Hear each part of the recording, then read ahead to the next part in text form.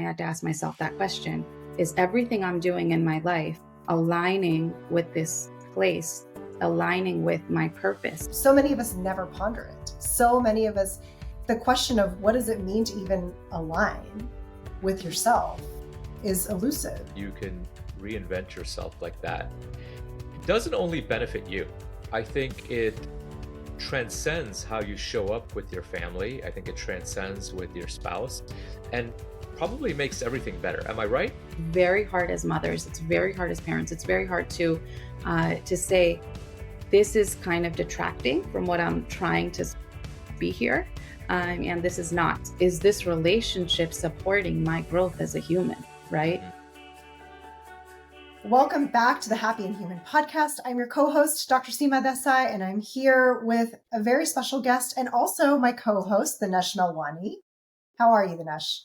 Hey, Seema, I'm good. How are you today? I am great. Excited to be here. As always, we had a great pre-show discussion, and it's whet my appetite for what's to come with someone who's quite frankly knocked my socks off. Yeah, we're excited to have this guest. She's amazing. She's done so much and continues to evolve and reinvent herself. And really, from the time that we discussed bringing her onto the podcast, she's been an inspiration. So, Seema, tell us, who do we have here that's, as usual, eavesdropping on our conversation?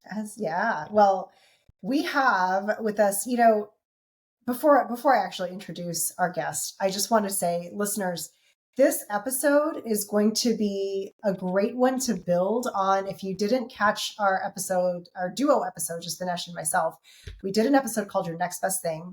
I highly recommend. You do not need to listen to it before you listen to this one, but it is a great one to go in tandem. So if you haven't listened to it, go back and listen, because today, Dr. Puja Shah is with us in the house.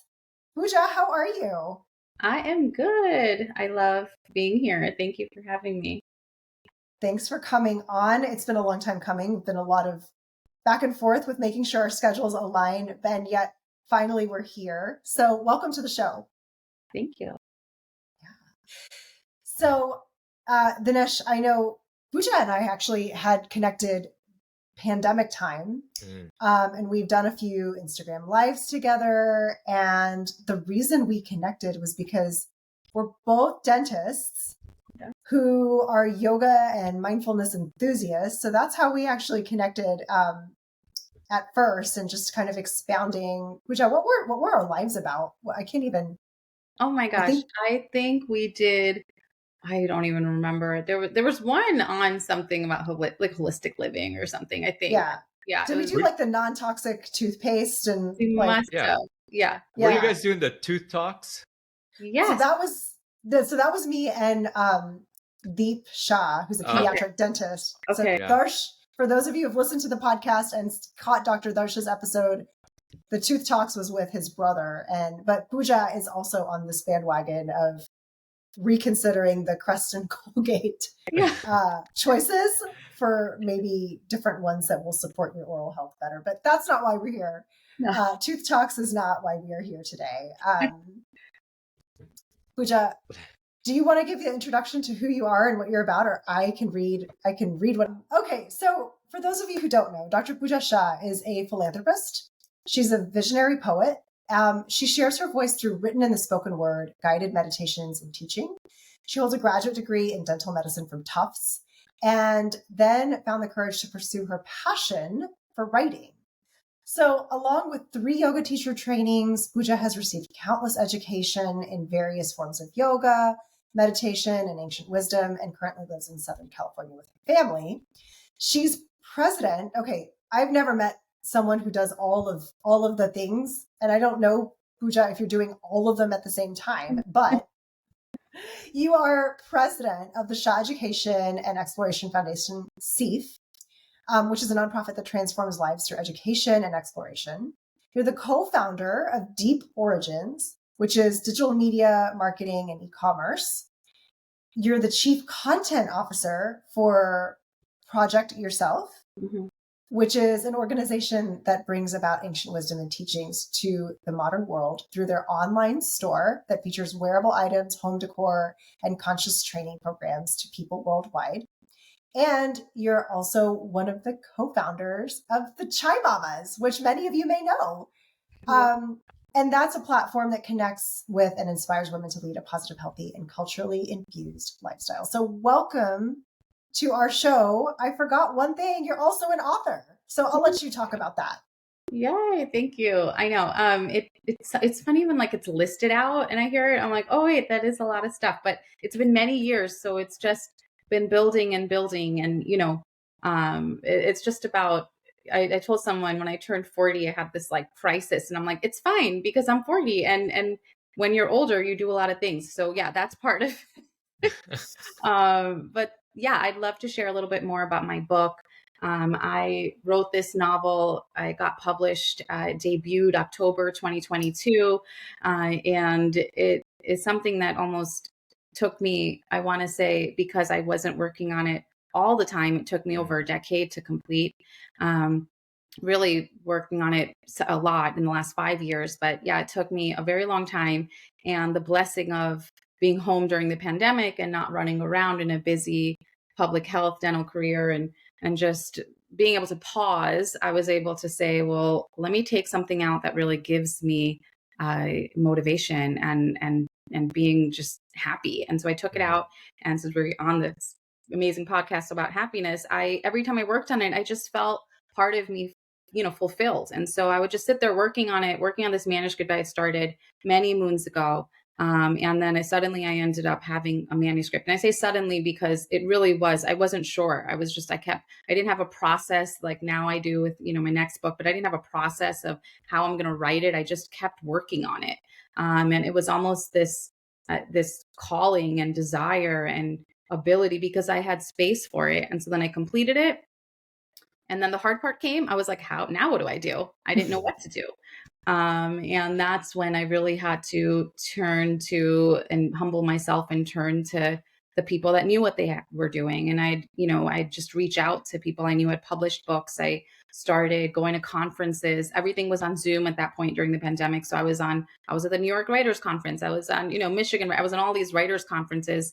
And my main goal was, how do I get a book deal? And I had zero clue how to query. I was sitting there, and then I learned as I went along. And I almost thought of it as my education on becoming an author. And I thought, well, if I put the work in, I'll be able to possibly make it happen. And then it was about changing that mindset from I'm going to possibly make it happen to just make it happen. And so there was a lot of work on myself that went into that to eventually then, yes, getting a book deal and publishing this book. So good. So Pooja, I want to go back a little bit to your introduction, right? Yeah. I feel like we talked a lot about your professional endeavors, all the wonderful things you're doing to make the world better. You've got the book, the C Foundation, but you also have a family. Yes. Right? Yes. Tell us about your family, and then let's go back to when you were a dentist and start to move forward chronologically. And I think this is going to be helpful for a lot of people listening that, initially, at least I've experienced, you hear someone doing a lot of things, and in your mind, you start to separate, why is that person able to do it, but I'm not able to do it, right? Totally. And so to the extent someone is coming up with a reason of, I have small kids right now, for example. That's what popped into my head. Like, I want to write a book. My wife and I have talked about writing a book together, even. I'm like, well, the kids are young right now. We'll do it later. Tell us about your family, and then let's go into just everything that you stand for and what you really hope to inspire South Asian women like you, or men, or anyone really, to pursue in their life. Yeah. So yes, I have a family. I have two kids. My kids are 7 and 11. They're at a very fun age. They like to even say 7-11. I mean, this is Nice. So cute. it's so cute. And for me, I went through the same thing. I had at the time when my kids were young. You mentioned your kids are young. My focus was my kids. I just wanted to be a really good mom and just be with them. And I also at the time had craved motherhood community to help me do that. So that's when I created the Chai Mamas with my co-founders, really out of this desire to have community. for while we were parenting as first generation women. We had different ideas, but we also wanted to incorporate our culture. And so the chai mamas came out of that. And when I say that, I everything that I've done has really come out of this one desire of seeing something change in my life. Mm, So that being said, many many moons ago, I was, like you mentioned, I graduated dental school, and we can go chronologically. I came and I started working in private practice, thinking this is not what I really signed up for. I had a big public health focus. I was working with populations of need when I was in dental school in my residency, and I felt like I had gone completely out of element. I was not in line with something I was desiring in my life. So I took this opportunity to go to Uganda with a nonprofit, and it completely changed my life. I worked with an organization there. I went back again. I was doing dental work while I was there. However, I was exposed to the need for the girl child, what was happening across the world mm, uh, for the second class citizenship of girls. And it inspired me in something that I always stayed true to, which was my writing. So I would, no matter what I was doing, I was always writing. I was writing stories, I was writing poetry, I was performing poetry, only because it's what kept me alive. And I think that's something we'll talk about a little when it comes to passion. How do we keep our passions alive, and what do we do in our daily life to do that? And it doesn't have to be huge things. It could be, for me, it was just writing a poem in the morning. And so these short stories emerged. I was on a plane and I wrote a bunch of these short stories. And one of them happened to be my book. And so there was one story, I thought that was it. I thought I had a collection of stories, and maybe I'd do something with them one day, maybe I wouldn't. But I always just added to them. And mm, so I went to India as well for more nonprofit work. And only because, one, I didn't have young kids at the mhm, time. And two, I was just trying to make sure I was staying true to, like I said, something that my life wasn't um, really fulfilling my soul's desire to be with those, to work in that area, or to give back, or whatever it was that I was looking for out of those things. When I came back from my second or third trip, I realized very quickly that I did not want to stay in private practice. So again, I had to reinvent myself, and I started working with the state of California. I was working in legislation. I was working for areas of need and the state plan. Really thinking that was my step. That was my way of aligning with what I wanted to do for the profession that I had chosen, quote unquote. We can get into that. My parents were dentists, and I became a dentist, right? So I had chosen this profession. But what did it align with me? Who was I? And I always had that question: is this aligning with me? And that's the question that started from that day. I went to Africa, came home, worked with the state, and then the same question happened when I said, I have kids, but now I'm pulling out this story, and this is what's really fulfilling me. This is what is feeding my soul. And again, I had to ask myself that question: is everything I'm doing in my life aligning with this place, aligning with my purpose? And so that's what really brings this full circle. And we can go through, the things that I've started or done, but and everything that it has come and transpired out of has been from that question. I think, that question is one not many of us even have this, we don't give ourselves the space to ask. mhm, I've had so many people just sort of, when I've asked that something similar to that, they just, so many of us never ponder it. So many of us, the question of what does it mean to even align mhm. with yourself is elusive. Mhm. So Well, yeah, no, I was just, my question was more like, what, for people who are maybe new to that idea, that's concept of something aligning, like, can you talk a little bit more about that so that they can be on the same page? yeah, Yeah. that was my question, is teach us how to do that, because like Yeah. Seema said, that's such a concept that I don't think we slow down to ask. And then in my mind, what goes through, like, if I can think about my life and say, hey, there's parts of it that doesn't align, right? Mm, mm, But does that counsel to throw out my life, right, quote unquote, and start over or something? Because that to me seems unreasonable. Like, I don't think there's a a perfect alignment of life anywhere. And I'm not saying that's how it is. That's my thinking. I'm completely open to being wrong about that. So if someone wants to reinvent themselves, like Seema's asking, and they have this question, we've armed them with this question now. Teach us or walk us through, how does someone peel back the layers of the onion and bring that awareness and introspection? Yeah, I mean, you just said it, peeling back the layers of the onion. So this wasn't like a overnight. I asked this question and then I'm like, boom, going into the next. Hmm. It can't be. Nothing is like that. For me, it was having a practice. And so for everyone, it could be different. For some people, it could be writing or journaling. For some people, it could be meditating. For some people, it could be yoga. Having one practice that really allows you the space to ask that question. Am I feeling like everything in my life feels really good right now? And if it doesn't, where does this come from? Right? For some people, it's actually even talking, going to therapy, whatever it is that allows you the space to ponder that question is important.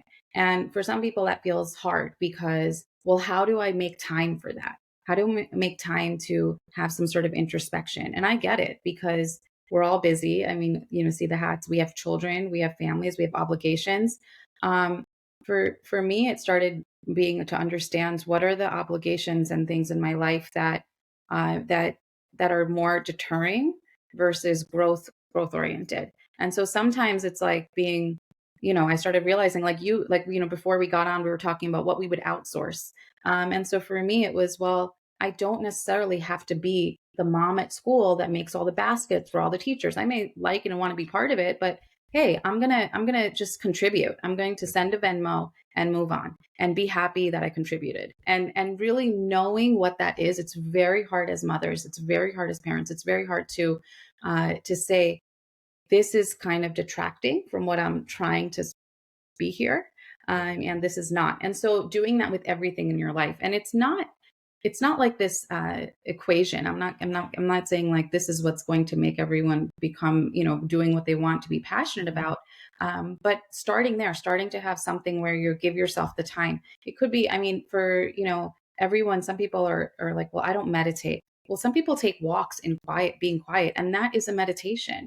So Hmm. making sure you have the time to clear your minds and to be with yourself, because that's how you find the answer to things, right? In the constant do, go, and just crash at night, this is completely out of alignment with nature and with self. And we're not going to find those answers. And we're going to continue to be in that rat race Hmm. if we don't allow ourselves to do that. So yes, and I agree with you, Dinesh, everything is not just stop and go do something else and completely uproot your life to do that. But I will tell you, surprisingly, so much does feel once you start to listen and feel, it's like, you know what, I never thought about how that may not be working for me. Mm. and Hmm. and I need to maybe make some sort of small change or create space or a boundary or do something, because if I don't, then I'm going to continue to stay out of alignment.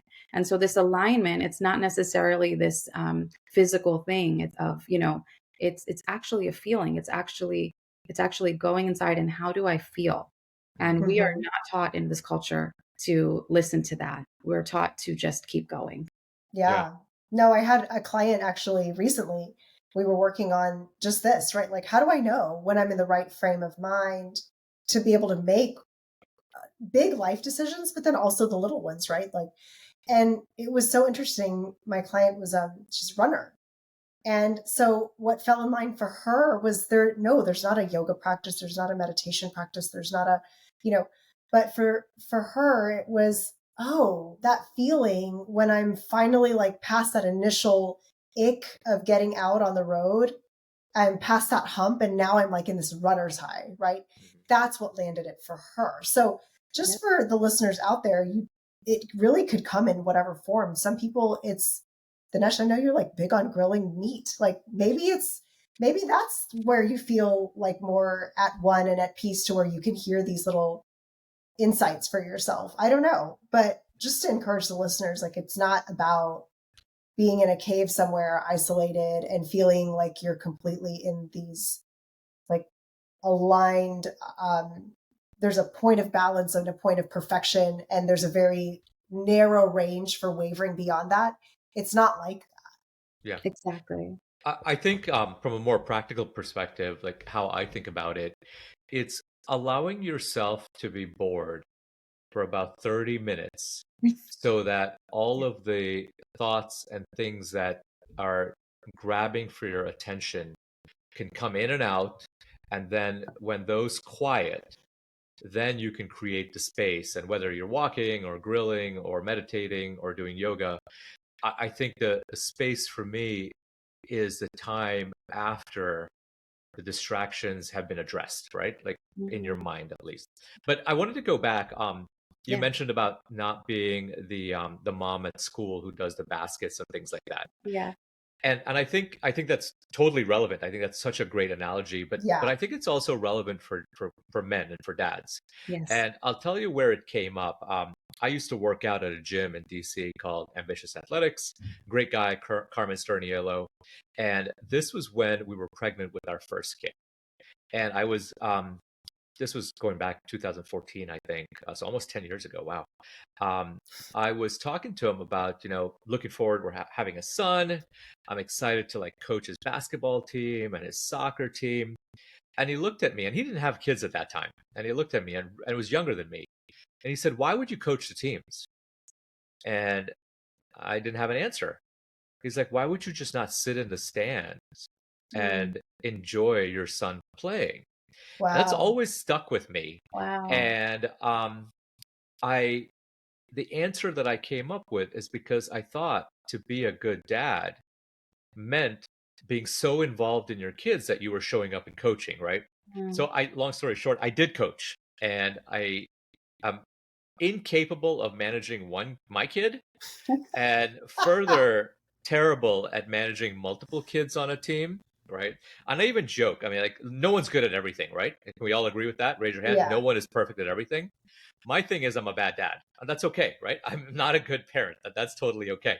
So, anyways, um, going back to like not coaching, it's so liberating, right? I'm like, I don't have to coach to prove something, and be out there, and I can actually enjoy the game. And I think it's so relevant for a lot of people that you can say no to things, and you have to be able Mhm. to identify if you're saying say yes because of expectation, or you're saying yes because you want to do it. Yeah. 100%. Yeah. And listeners, I have seen Dinesh with his kids. Uh, let's redefine bad dad. We can maybe talk about that another time, because you're, Dinesh, a wonderfully, wonderfully compassionate, wonderfully connected parent with your children. And so I appreciate that. they're blessed to have you in their life as you are to have them. So anyway, I long love story short, Pooja, because you said so much Mhm. um, about about again, obligation, expectation, finding the time. And I think the thing that I picked up on the most, I can't remember if you mentioned this pre-show, but this list of things, it doesn't happen overnight, and it doesn't happen at the wave of a magic wand. Mhm. So what would you say to someone who is sort of at this precipice of where you were at when you were still practicing in private practice, and you're like, this isn't working? And they're feeling overwhelmed because they're looking around and they're like, well, Pooja's doing this, Dinesh is doing that, maybe so and so over here is, doing other things. Um, what do you say to them? Yeah, I say, well, okay, so let's take a step about this. So anytime, it doesn't matter if you're like, I'm in private practice, or I'm in this relationship, and whatever it is that is bringing up a question for you. I say stay in the inquiry of that question. So what I mean by that is, there's no answer. You're not going to find an answer by, well, now I'm going to end this and go here. The way I found any answer was literally staying in that inquiry. And the only way I knew to do that was because I had guides, I had meditation teachers, I had people who had been around for a while and around the block to tell me, hey, it sounds like you're questioning. Stay in that question.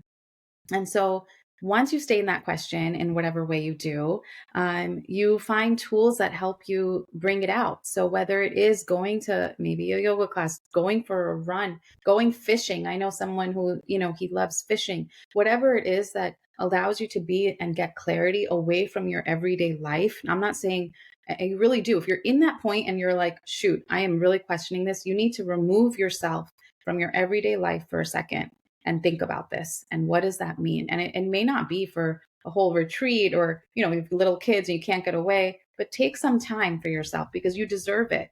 I had someone once tell me, I remember saying, gosh, I haven't meditated in a while. And it always is the thing that brings me clarity. It was actually my brother. He's my little brother, but he's, just amazing human being. So he said You to want to me, give him a shout out?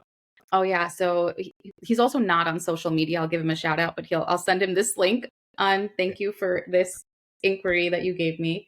I said, I'm not meditating every day. And he said, well, Pooj, are you worth it? And I was like, what do you mean? He's like, why aren't you doing it? And I'm like, well, because the kids are back in school. I was doing it in the summer because I could get on at 7 a.m. with this group meditation, but now I can't. And I was like, I'll find time at some point. He's like, are you worth it to yourself? And he asked me that. And how often do we ask us that too? So when you're in this inquiry of, well, what do I want to do? I don't know what other step to take, but I'm just going to figure it out and stay in this place. Well, that is kind of saying, well, I'm not making the time for myself and I'm not making the time because I don't know if that or me is worth it enough. And I had to really listen to that and say, well, yeah, of course, because if I show up for myself, my daughter's going to show up for herself. My son's going to show up for myself. My husband is inspired. The people around me that I love are going to show up, and I then in turn am acting from a place of being a happy human, right? So I think it's just that. It's just that idea of, well, there's so many excuses. There's so many ways to negate this idea of, well, I need to make time for myself and figure out what it is that I really care about and find tools and guides and, coaches or instructors or whoever it is that's going to help me get there. I need to do that, but I'm not going to do it because blah, blah, blah. Right. So yeah. So good. You said that you had this question, right? And you spent the time to find the question. I think for a lot of us, the question's there, Yeah. but it's silent or it's a whisper, Yeah. and we aren't attuned to recognize that there's a questioning back there until there's a larger amount of insight or discomfort or something, right? Was the question just this brick that came in through the window one day? And how did you come to recognize that the question was there? And I'm really asking because I think a lot of our listeners might have the question, but not be able to recognize that it is the question.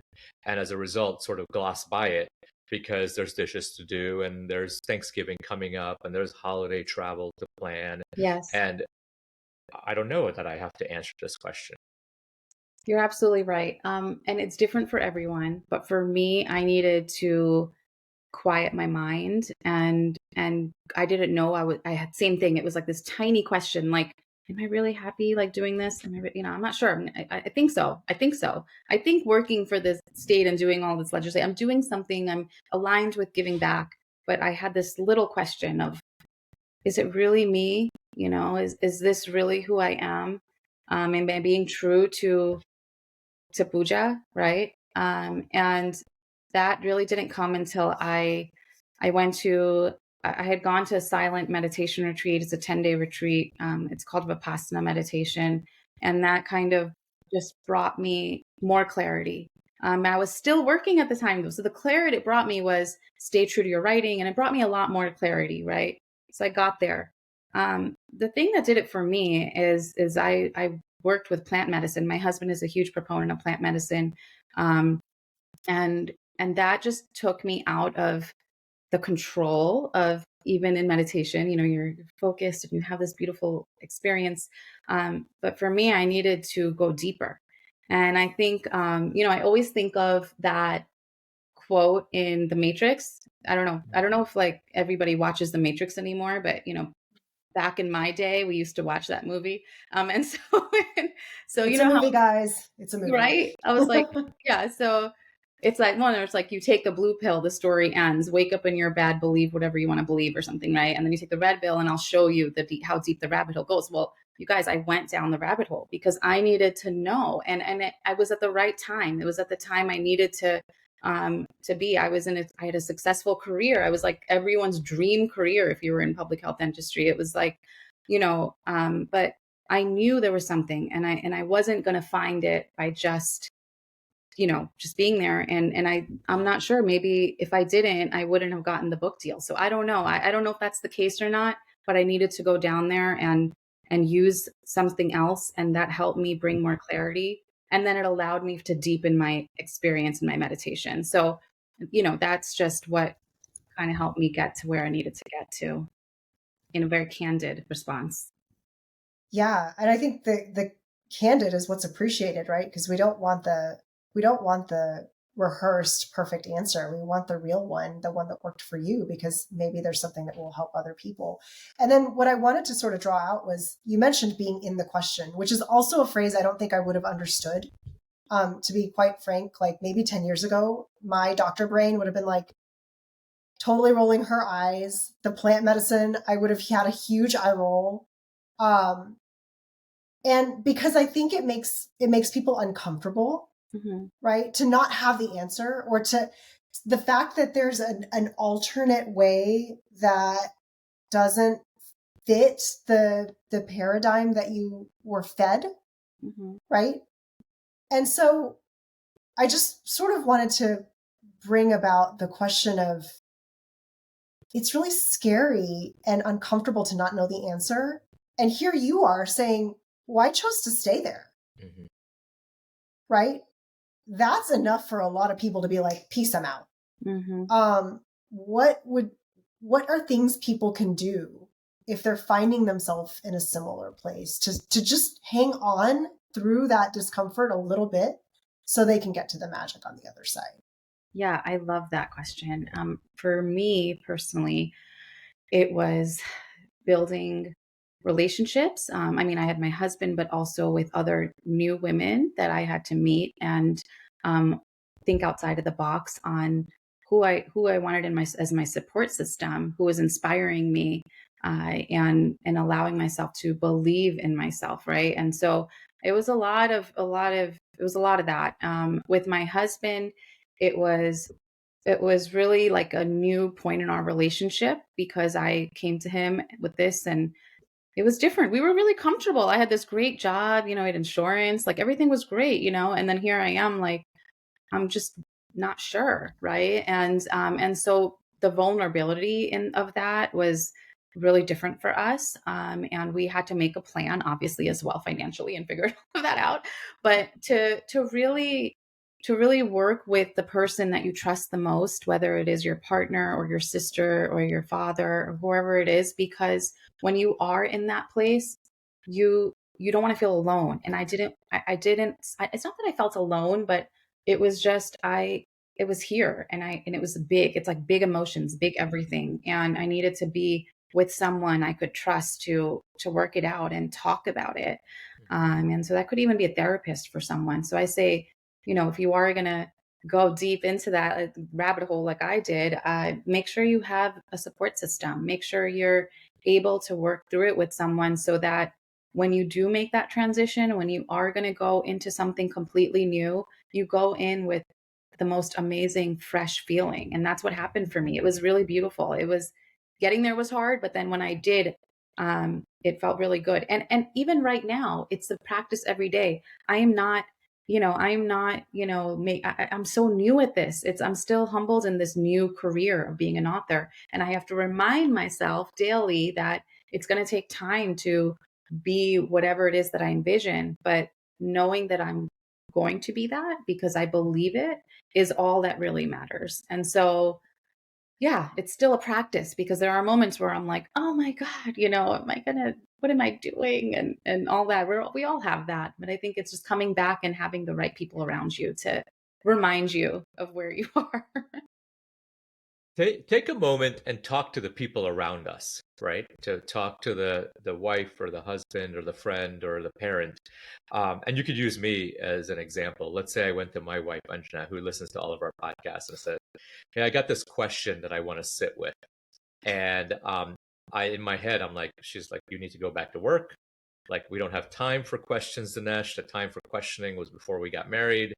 We're like 20 Yeah, years into totally. this. We have kids. Like, you should have had all your questioning done when you were 13. Yeah. Talk to, both male and female. I'm sort of Yeah, being yeah. jovial about it and using ourselves as an example.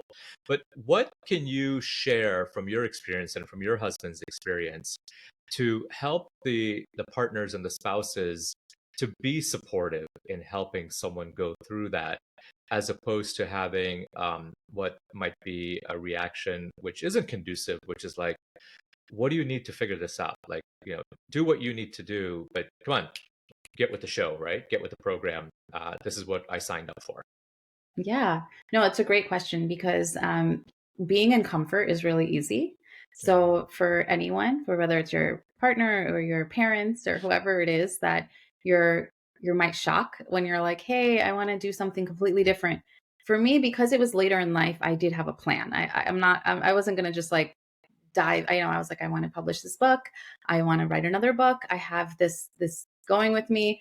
Um, for our plan, it was more, well, you're not going to be, in this corporate career. How are we going to do this financially and figure that piece of it out? So you do need to talk about all of those real life scenarios because you don't want to come to your partner and be like, hey, I'm just going to do this and that's it. And so it's really about one, creating a realistic idea of what that looks like. However, staying true to what your question is. So for me, it was, well, this is really important to me. I don't, this is what's come up. I don't see myself doing this. It's a disservice for me to, for my boss to keep promoting me and, to make this what it is, and make this life. We're creating an authentic life together. So Mhm. how are we going to do that together? And really coming into it as a partnership. Your question is not an alone question if you're with a partner. And if you're not with a partner, and you just you're afraid to, let's say, tell your parents. We're South Asians. It was so funny. I was more afraid to go sit down and tell my two dentist parents who were so proud of my amazing career. I was like, doing all this amazing stuff. And they said, I went down and I said, Mom, Dad, I I'm leaving it. I'm leaving this job that they were like, it's fully respectable job. And they said, okay. And I said, well, because I really think I finished this book. I really think I need to continue. I'm not putting the effort into it that I can if I have this full-time crazy job, the nonprofit. I want to put more effort into it. And so I gave them this whole list of what I needed to and wanted to do. And my parents were like, we always we always knew you would, do this. We just didn't know how.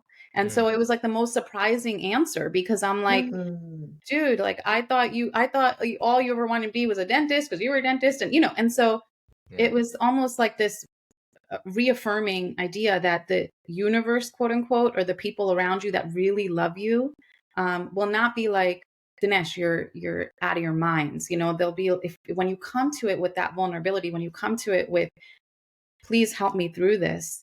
Yeah. No one Yes. you love is ever going to tell you, get out of here. You're great. And if they do, that's a time for you to realize, is this Mhm. relationship supporting my growth as a human? Right. Mhm.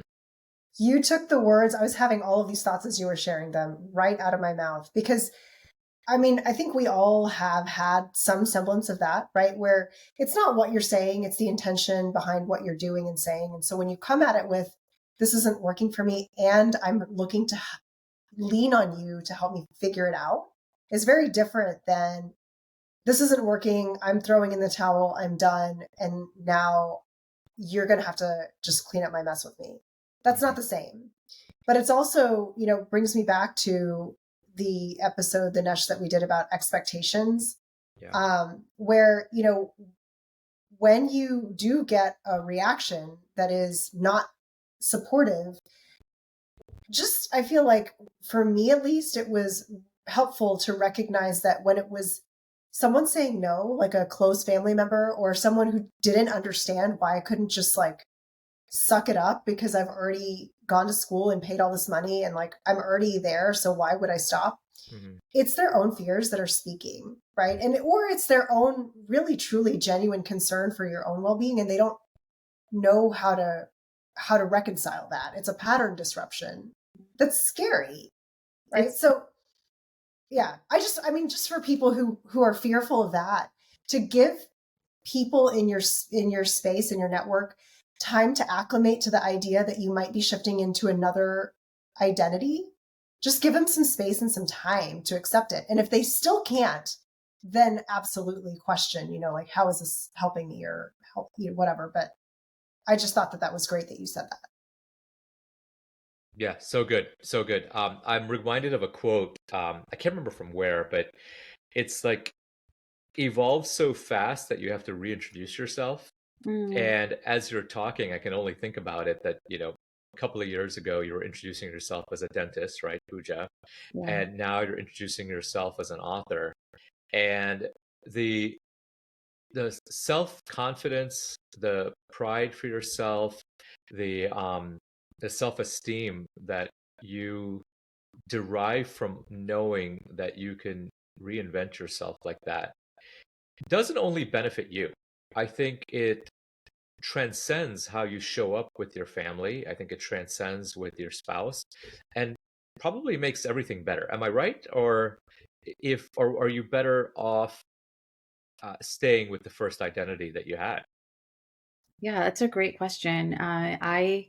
It's funny because my daughter is so cute. She said to me, "So now you're mommy. So now you're a writer, but you always were a writer." And I was like, "Yeah. Now mommy is a writer as her job because that's what she always loved to do." And she's like, "So did she ask me? She's like, so did you love doing your other job?" And I said, "I loved it." I was like, "It got me to where I am. If I had not gone to that day in Africa where I sat and worked with the girls that I was working with, if I did not go to India and sit in that classroom teaching about oral health, but really there because I wanted to hear more about their lives, if I did not do any of that, I would not have written those stories. I would not have written that. I would not have known what that was. And you always are going to end up as who you are, but staying true to who you are, that's what I wish I looked back and I could tell the little girl I was. Just stay true to it. It's okay. And so yeah, I think that because now I am true to myself, everything around me does feel a lot better because for a long time I was saying I was being true to myself because I was making it fit in my life. I was making my career be something I was because I thought that was the way the world worked. Uh, but then I started realizing that's not the way the world works. The world works when we all can be authentic and we can be who we are unapologetically, and that's how this world will really be better because then we have true examples of that for the kids, and for everyone else around us. So yeah, it feels like a weight lifted off of me, and I just feel lighter in everything I do. Even when I don't know if I can curse, but even when shit gets tough, okay, like I feel lighter, and I'm like, I can tackle this in a way that doesn't feel the same as it did before when I think I was trying to Mhm. trying to say I was. I don't know if that makes sense, but it's just how it feels. That's what I don't know if that answered your question, but that's So much of this is resonating with me because I feel like, again, our journeys are so similar. But I had read something when I was prepping for the show. You're a writer now. But it wasn't like you grew up being told that you're such a great writer. In fact, wasn't it quite the opposite? So yeah, that's a good question. So I when I started kindergarten, because I was the first of the family, and my first in my family for any of I was the firstborn out of even my cousins or anyone. My parents were here. They spoke to me in Gujarati, and so that's our native tongue. And I didn't speak English when I walked into that kindergarten classroom, and they were like, "This is before the whole movement of teach your child another language first." They were like, "Oh, dude, this girl, Queens, New York, she does not know English, right?" So they just put me in ESL and thought, whatever. And suddenly then I was writing short stories, I was writing poetry. So actually at the time I was told, my teachers were like, she's not gonna, I don't know if she's gonna learn English. We may have to hold her back or whatever it was. So contrary to that belief, I took on that English language. And now, in accordance with what all of the research says, is yes, like Mm. teach your child another language first, because they'll just get English in a second. And then Mhm. for me, it just, I always was writing as a kid. I wrote my first poem, I think age 7 or something, where Mm. my teacher fell in love with it. And so I knew that that was important to me. My parents were like, well, it's a great hobby. Like she's so good at it, you know? And so I dedicated my book. The front of my book is to my grandfather, because when um, we lost him to the Ahmedabad earthquake, he lived with us and then he went to go visit during that earthquake. It was the same year as 9/11. And so it was 2001 was an extremely pivotal year for my youth. So much kind of literally crumbled in my life. And my grandfather would always tell me, never stop writing. And so he would always say that to me, because we would have all these questions, and I was like, I don't know, like what to do, and and still and so I that was the quote I put in my book, because it was the truth. I could never stop writing, and then I didn't. I was still writing. Whether I was writing briefs for the state of California or I was still writing. So yeah. What do you say to someone who's listening to this and thinking about the advice that once you turn a hobby into a career, it loses its fun, right? It loses its mystere or magic, because we're making it sound, or part of the conversation is like, hey, look how great it is to live Right. authentically, never stop writing. So to answer that, I'm going to ask you Yeah. point blank: is it hard? And if it is hard, like, tell us how hard it is, but convince us and tell our listeners why we shouldn't ignore the question, why we shouldn't keep it as a hobby, and what's waiting for us on the other side of this hard. Sure. So it is hard. It's not easy. I finished this manuscript and I was like, oh, yay. And then I was getting rejection after rejection. I wanted to go the publishing route, and my husband was like, I literally laid down on the floor and I was like, I'm never going to get published. He's like, just like a kid, I was just so upset. And he's like, just self-publish, we'll be fine. And I had that option, but there was something in me that kept being like, I want to, I wanted to apply for awards. I wanted to do all this stuff that felt like a dream to me. And I was like, well, I don't know. Can I do it? Can I do it? And so the heart is there. It's not like this, hey, like wrote a book and walking in the park right now, my second book too is taking a lot out of me, finding the rhythm of some days where I don't have a lot to say for that, and some days where I'm full of inspiration and creativity, but I have to give myself the same time each day, because I have kids and because I have other demands. So it's not easy. And then also believing, is this going to produce? Because we live in a society where we have to financially have money, right? So Mhm. so taking all that into factor, it's very hard. But that hard of when I used to go to work and I was just doing work for work, when I was just be there because I'm here, and yes, I'm happy because I've always been a positive quote unquote person, right? I'm like, oh yeah, this is great. I love this. Um, but now in the space of, damn, that's really hard. It feels like, damn, that's hard. And I'm going to get to this because I Mm. really, really love it. I really want to be here. And so it's a completely different place of where I operate from. And so for the magic or whatever you want to call it, it's just stick it through, because I'm still in it. I am still learning as I go. This is brand new. But wearing a new hat is always going to be scary, and you're not gonna suddenly transform into, like Instagram suddenly transform into this all these followers and this huge, now you're suddenly, so living in that world is just, it's so fast paced, and it looks like that a lot of times, like somebody just automatically turned their new life on. Mhm. And I'm telling you the truth, it's not like that. But what it is like is just operating from a place of contentment, and Mm. contentment and happiness. I mean, we can talk about the difference with the two, but that place feels really good. It feels really good to be like, gosh, I feel good right now. nothing outside of me is making me feel good. I just feel good even when this is hard. So yeah. Feeling like it's hard doesn't mean that something's gone wrong or bad.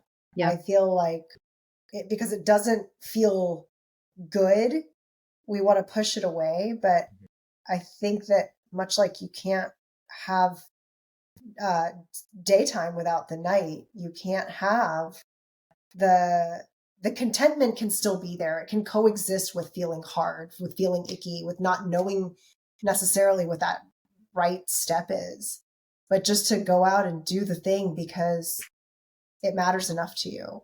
Mm-hmm. Totally. I mean, the girls in my book. So my book is actually about twin sisters, and I initially wrote it about twin sisters because I really love twins, and my sister and I are really close, and I love this idea of sisterhood, with the Chai mamas and with my own sister and my brother. I was really inspired about it, but I learned as I wrote it about myself. I made them twins because they both are very different. So Amla and Asya, that those are their names.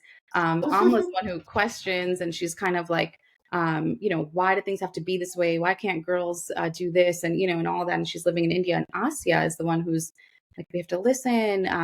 She's always trying to get her sister out of trouble and trying to live within the conforms of society. And I learned that this duality is actually what was inside of me. I was trying to be one thing, and then I was questioning on the other side. And so, so really this like idea of duality and this idea of all that is in my book. But it's also how I discovered that in myself, and how, like you said, getting through hard things. I mean, overcoming and getting through hard things will lead to something. They eventually, these girls eventually do discover themselves and find that for themselves as they go through all of the darkness that they're in, which is life. Life is full of both light and dark, like you mentioned. And I mean, Diwali's coming up, right? And so we can talk about that is what it is. Yeah. You can coexist with the duality. It doesn't war against each other, which I think is something that we tend to miss. Totally. Did you ever feel while you were going through this or embarking on the author path that, hey, maybe I'm being selfish? Maybe that I'm spending a lot of time on what I want. And, I'm sure your family and your partner, your husband, had to somehow accommodate your space or questioning, or whether it's financially or not. Did you ever feel at any time that, hey, that I feel icky because I'm being selfish? And what would you say to the person who might be thinking that, like, hey, I've got this desire in my heart, something's calling me, but I'm going to keep silencing it because I don't want to be selfish. I'm part of a unit, I'm part of something that we've agreed to, and it's unfair for me to take this time for myself. Yeah, so that is such a good question, and I think this also goes into partnership. So my husband and I, we've been together since I was a sophomore in college. Wow. It's been a long time. We've been through everything. That's a uh, whole other podcast on when you've been with someone that long, and so when him and I met, I want to say I was in my almost truest self, because when you're a kid, you're just like doing what you want to do, right? And so I was running around, going to poetry readings. I was sharing my short stories with him. And even he was like, wow, like, I guess you're going to be a dentist. That's cool. We're like, what's going on? I was in this like amazing program with Tufts University and all this stuff. So he's like, wow, that's really cool. I was like, yeah, I don't know. So I'm in there, and here we are, being kids in New York.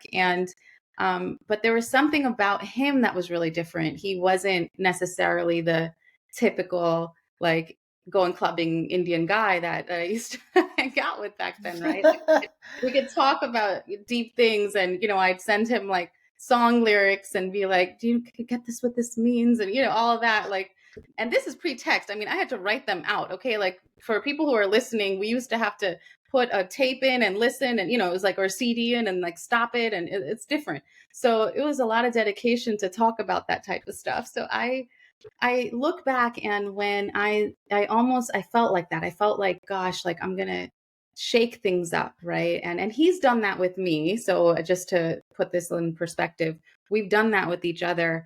But I always have to remember, well, who were we when we fell in love? And maybe that's not the same person we're going to be, but we have to evolve as humans. And I'm here for him through that evolution. And I had to trust that he could be there for me, because it was very hard for me to know that. It was very hard for me to believe, because I'd never done it. And then I had to think, well, I have to trust in this and know that this is okay. It's okay for me to take up space in this place and relationship. So often in relationships, we're afraid to take up space, especially as women. And I think that is something I had to come to reckoning with and then come into. But oh yeah, I had a lot of guilt. I had a lot of, is this worth it? Am I doing the right thing? Why am I doing this? Why me? Why do I do this? And then I realized I had to trust the process. I had to trust and understand, I'm doing this because I'm going to make everyone's life better too. It may not seem like it, because we're now have to go get insurance, but whatever, right? Like, it's okay. It's okay. Because is that what life is about? Having really great dental and health medical insurance? Or is life about me being someone that I know my parents and everyone wants to see me thrive in, right? And that is what some of the plant medicine showed me, that to allow that trust and allow that part of it, and to witness that as the whole, as a macrocosm of the where my place in the world is, and what that does for everyone around me, versus the selfish thing I was feeling, I'm doing this for myself. So that was the shift. So good. As the kids on Instagram say, that I'm going to say something and then you can fight me in the comments, because I believe it so hard. A lot of us are thinking that, we have people pleasing tendencies, or different mechanisms for making other people happy with us, right? Mhm. I firmly believe now that the fastest way to make the people around us happy is to make ourselves happy and show up. And so, kids or whoever's listening to that, if you want to fight me in the comments, come fight me in the comments. But I believe that the fastest way to bring joy, light, inspire the people around you, is to do it for yourself first. And it's not selfish, because you just show up in such a different light, a light that's supportive, a light that's welcoming, and almost in a way of giving permission to other people that they too can be happy. Yeah. So good. So good. Internal conflict results in external conflict. So I feel like when we can align that and be at peace, it just is just so much more actually selfless than anything else. Puja, you mentioned plant medicine twice now. Okay. And I wanted to sort of help people, because I have like members in my family too that we are Western trained medical professionals. I remember one time I got cupping done. For those of you who don't know, oh my gosh, it's the best thing. But I remember like totally getting made fun of, because I was the one that was in acupuncture and yoga and getting cupping and all of this stuff. But because you're also Western trained health professional, can you talk to the listeners a little bit about what that means, plant medicine? You mentioned also using it and helping you actually elevate to that next step. Can you share a little bit about that, especially for the skeptics in the room, or not necessarily even skeptics, but people who just aren't familiar? Yeah, no, it is so. And before I even start, I will say, for skeptics, there is it okay if I mention another podcast on here? Absolutely. Oh, yeah. So Glennon Doyle has this wonderful podcast, and she spoke to this woman named Hillary McBride and Hillary McBride is I think she's a psychologist, and she works really with plant medicine, and how she does that with therapy, and it's just a really beautiful understanding, because she talks a little bit about the spiritual but the scientific approach to it. So if anybody out here is looking for that, I highly suggest that one. It's based on all that, and I am not an expert, so I'm not going to get into so much. However, I will say, for me, I was also a skeptic. I was like, wait, like drugs, oh my gosh, right? Like, is this going to be good? I don't know. not to say that I hadn't like, dabbled in other things like, marijuana or whatever. Like, I'm not gonna say no, but I just said, I just knew that this was completely different and out of character almost for me to think that. But when I started learning more about how it was used in ancient practices, how it was part of ancient medicine and ancient systems, because I have been so drawn to yoga, meditation.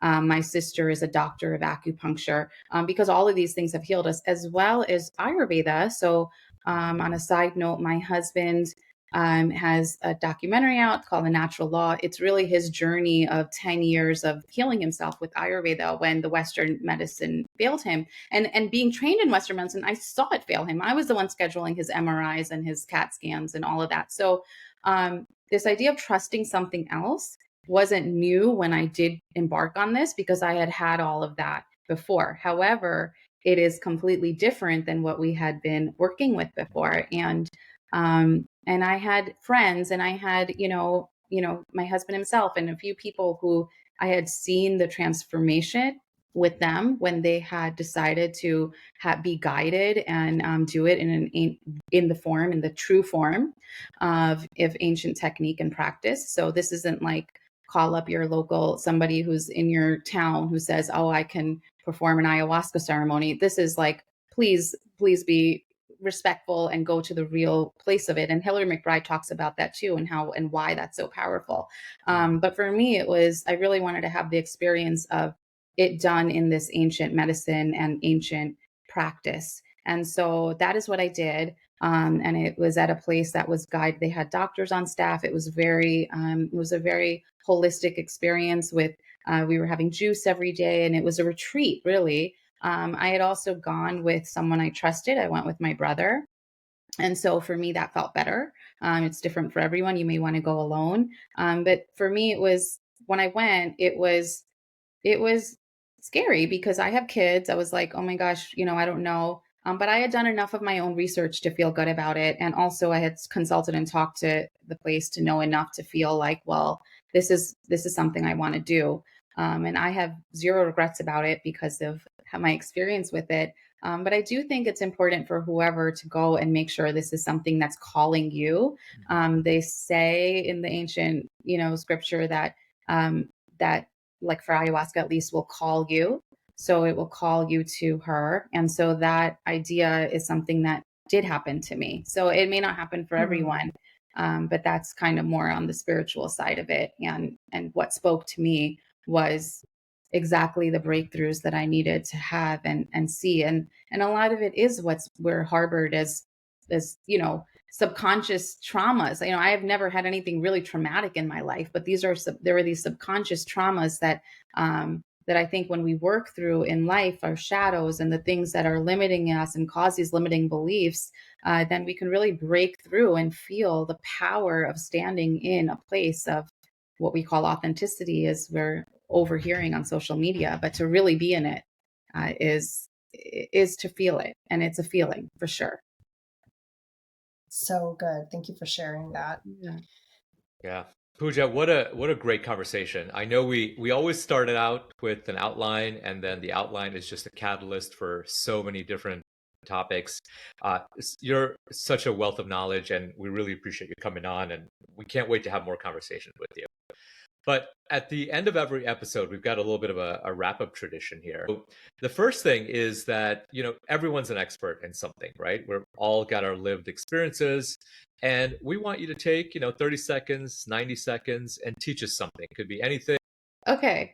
Anything. So I feel like we've talked so much about all this meditation and heavy topics. I'm going to actually go completely different. And talk about my daughter. Like, I think I took a video of her doing it the other day. I'm like, I don't even know if this is on TikTok or anywhere, but she does this amazing thing with cupcakes when we're at birthday parties. So, okay, for all the parents out here, when you have a cupcake and your kid's eating it, all the frosting like gets everywhere, right? And you're just like, they're peeling it and it's getting on their hands and their nose and their, then suddenly it's on their shirt and whatever. So my daughter, she started to before she opens it, she takes the top of the cupcake off. So it's almost like the muffin top. Yeah. She puts it on the bottom and she makes a sandwich. And so she peels it, and then it's a sandwich of the frosting. So anyway, so I just, that's like a little life hack for all these parents out there that I think, It's yeah, for the men too, because the icing gets in my beard. yeah, exactly. And There you yeah, go. so Well, one of the dads is like, who she did it at a birthday party. He was like, "Where did you learn that?" She's like, "I don't know. I've just always been doing it." And he's like, "This is amazing." so the previous guest, without knowing who you were, asked you a question. And I'm going to ask you their question. Then you're going to get a chance to ask and leave a question for the next one. So our previous guest was Hannah Pryor. She is a workplace performance expert. And her question for you relates to good bragging. And here it is. What is a compliment that you received that you're still thinking about today? Oh, wow. That's so hard, right? Like to talk about a compliment. I just taught a kids class, and I normally always teach adults. So I had a little girl come, and she said to me, she's like, so we finished this exercise, and I looked at her piece, and I was like, this is amazing. I think, and so later she came up to me, and she's like, I want to be just like you. And I just almost cried, because she really is a phenomenal writer. Like, I saw her work, and I thought, oh gosh, like, I have to tell her. I have to tell her how good she is. So it was like this moment where, and then her mom like sent me this note, and it felt like, okay, like, inspiring an adult is great, but inspiring a kid is everything to me. So yeah, that was for sure. All right, your turn. Dr. Puja Shah, what is the question you would ask of our next guest? We don't know who they are or when they're coming on. We don't know if there's a duo episode or a solo episode in between yours and the next one. So for our next guest, what's a question you would want to have them answer? Yeah. So I guess, I mean, we talk so much on passion. I would ask, what lights you up inside? Like, what is that one thing that just brings fire to you, to your belly? At Happy and Human, we believe that generosity is the key to success. I don't have to tell you that because you have been such a philanthropic force in so many ways for so many people. So in that spirit, what is a nonprofit organization that you'd like us to make a small contribution to, and why? Well, first, I just want to tell you guys, this is amazing. I've been on a bunch of podcasts, and this is the first time that anyone's asked me that. So your contribution to the world is amazing to do. You're just, I love that. So thank you for doing that. I would say, I just recently put a post up on it. I would say donating to Save the Children. It's a nonprofit, and they work in places of crisis around the world, with all the war in Israel, Gaza, Ukraine, and all the places that we know we need to do that. Feels really fitting for and timely for what we're talking about. Puja, where can our audience find you? What's coming up for you? I know you mentioned a second book. Tell us a little bit about what will happen to the listeners, because I'm sure they're going to leave this episode feeling like they're wanting a whole lot more of Dr. Puja Shah. Oh, thank you. So I'm on Instagram. My Instagram handle is PS Namaste. And also, that is also my name on Spotify. All my guided meditations are on any music streaming platform as PS Namaste. And I am also at my website where you can find my book trailer. You can find my book events, where I'm headed, where I am usually at formysisterbook.com. And I will be sharing more about my second book in the future. Right now, it's a really robust story with a lot of it's historical fiction, which is different from my current book, which there is social justice cause in there as well, but I have to do a lot of research. So it's been really fun, actually, and learning a little bit. And it's, I guess I would say the topic, it's many topics, but it incorporates the South Asian diaspora around the world. So it's going to be I hope a really influential book for people who of South Asian culture, but as well as historically, since I'm sharing some perspective on it that has not been shared. So excited to see everyone on Instagram, and definitely shoot me a DM if you listen to this.